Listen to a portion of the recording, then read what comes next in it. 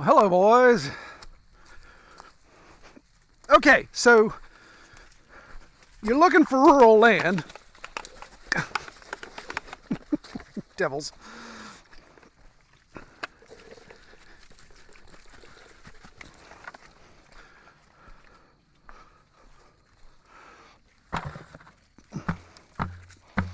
Okay, so let's say you're looking for some rural land and you know of a couple tracts that possibly are for sale, maybe they're abandoned, and you want to check them out, but you can't get access to a survey, or maybe there's not even a modern survey. If you're walking the property, how do you figure out where the property lines are in that situation? Well, there's some clues that we used when we first looked at this property 20 years ago, and it's not unique just to this property. It's a lot of rural properties that have these similar clues. So let's show you.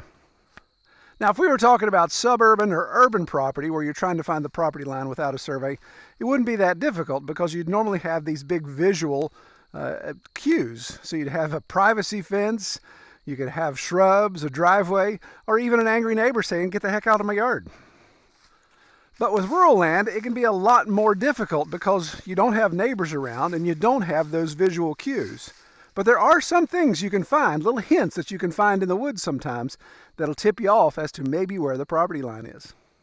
So on our 100 acres here, only 10 acres of it are actually surveyed, professional modern survey. And that was simply because the secondary market, when I financed my house 20 years ago, needed at least 10 acres associated with the house because I didn't want to mess with the other 90 acres. So when you look at the other 90 acres, go back to my deed, it's one of those old school deeds. In fact, there's 4 tracts that make up the other 90 acres. It's one of those old school deeds where it's you walk so many paces to a rock and turn at the chestnut stump and go this many paces from the chestnut stump down a watershed to a large rock, which is a little tough, especially since there's no chestnut anymore. And those watersheds have moved around a little bit. So it's not very accurate. In fact, the 10 acres that I did have surveyed, there's one stretch of line that even the surveyor's like, "We're not 100% sure exactly where this is, so you and your neighbor are going to have to come to an accord to say, is it here or here? Plus or minus 3 feet type of thing." So you may also be thinking, well, why not just take the tax map and look at the property line on the tax map and use that as a gauge? Well, that can be an option, but I've seen those tax maps, that's not their purpose, to show property borders. And I've seen those be off substantially and not be that accurate.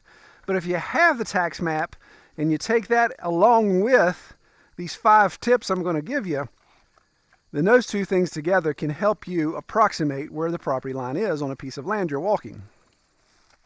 So for me, one of the best indicators of where you think a property line may be has to do with trees. Now, obviously you need a forest for this to matter. And I'm not talking just about any tree. I'm talking about substantial trees. So you look at this white oak here. This thing is a behemoth. I can't even begin to get my arms around. This turkey right here is massive. And when I stand here and look, the property line that I know of, because this is the part that's been surveyed, goes right down through here. So I see this and say, okay, that's a big tree. That could be an indicator, but I need to find some others just like him around here. Okay, so when I come down the hill a little bit, that big boy is right up there on the other side of this chestnut oak. When I look down the hill, you see there's just a series of monster trees. There's one way down there. You can see it right against the sunlight. That's a monster oak down there. And then all the way down to my meadow is a big beech. So there is a line. I'm standing to the left of that line. There's a line that goes right down there of just massive, massive trees. And everything around it is much younger. Historically knowing that back in the 40s this was pasture and this was pasture. But these trees were left here. What you see is younger growth on both sides. So that's a pretty good indicator, the fact that there's a logical line, a vector, if you will, of trees that are much, much bigger and older than the others.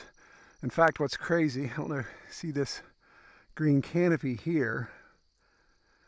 The house is over here. When I'm standing on the porch, this tree stands so much taller than all the other trees around, it's readily noticeable. I can say, oh, that's that big borderline tree that sticks up above everything else. So it's a pretty good indicator. So if you're going to use barbed wire as an indicator, just make sure you do a little bit of an additional investigation. You know, how deep is the barbed wire into the tree? How old does the barbed wire look? If it was shiny, still galvanized, and only barely an inch inside the tree, then you can say, well, that's only been a couple years. So I don't know that that's a long-term indicator. And a caveat to this as well is, like our property was 4 parcels split up. So farmers, of course, could have taken that, divided it out into smaller pastures and done all kinds of things. So it's not always a true indicator, but it can be a pretty good clue to say, I'm pretty certain this is where the line is. So another good clue is topographical indicators. So I've walked further up to the point, and I'm on the ridge, what I call the South Ridge. And you can see this massive chestnut oak is actually on a little knoll higher than everything else. That line of trees that we were following comes right up here. While there's no barbed wire in this chestnut oak, when we look around, there's just a lot of indicators that say, okay, topographically, the fact that this is the spine of the ridge and this is a point, there's a line coming up here, this is probably where somebody drove a survey stake in, or at least marked. If it's so old that they didn't do stakes, they just marked and said, this is the key corner.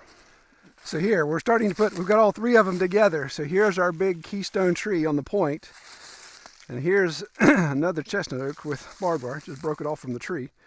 Barbed wire running through on the ridge line. So I got 3 there. I've got huge tree, barbed wire, and a topographical ridge point. The deer have helped indicate the line as well, too. Look at this path that they've worn down right on the ridge. Obviously, that gives them vantage point on predators, hunters, and all that kind of stuff. So, little deer superhighway going through here. Turn and look the other way along this ridge line. And speaking of deer, I'll let you guys know this is the means I go through to produce these videos, risking my life here in the woods in bow season, walking through the woods in brown and green earth tones. Not the smartest thing in the world.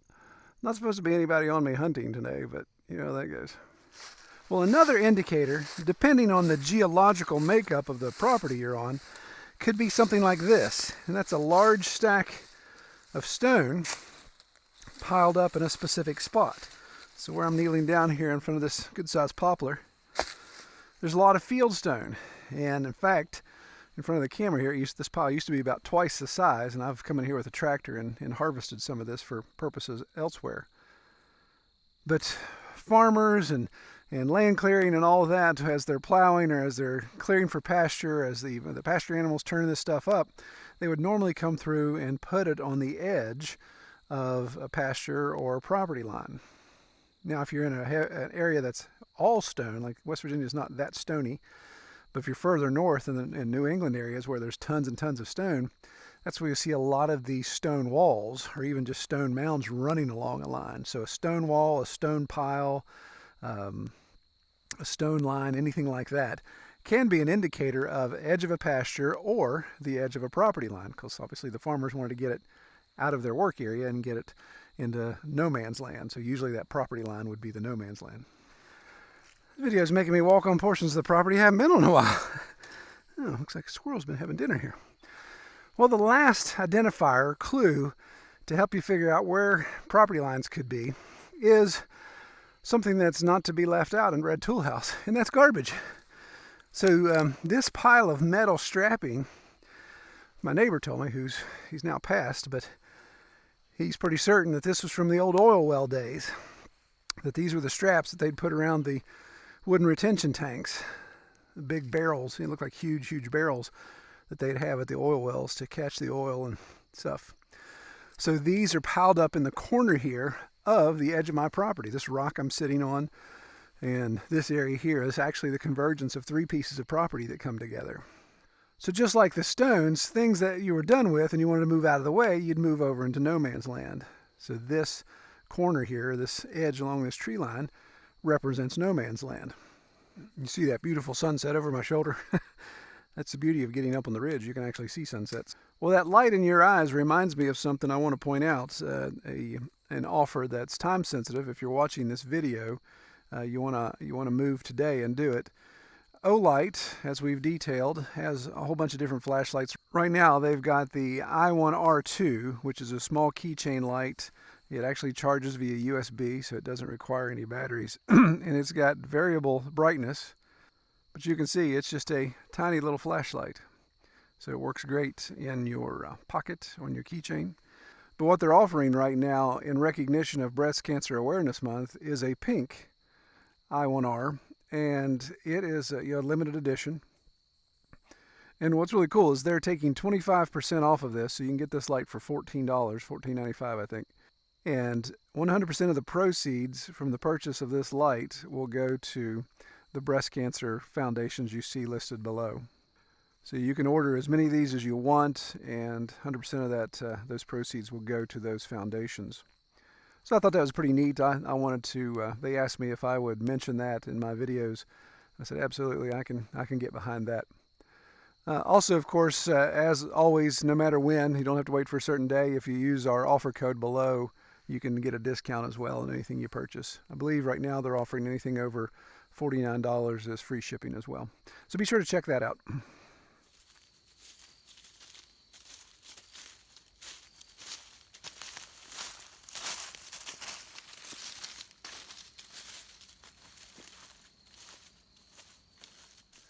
This is one of my favorite parts of the property, this ridge line here on our south ridge. See some really good views, especially this time of year as the leaves are coming off. So if you find yourself on some rural land, traipsing around, with permission of course, and trying to figure out roughly where the property lines are, use these 5 pointers to help guide you. Again, they're not going to be 100% accurate, and you're not going to be able to say with certainty, oh, if I buy this land, here's the corners that I get. But this should give you some identification. If you can take that tax map, overlay it, it can help as well. But of course, nothing's going to supersede a solid survey. So if you're serious about buying that specific tract, you're going to want to see that survey if it's available.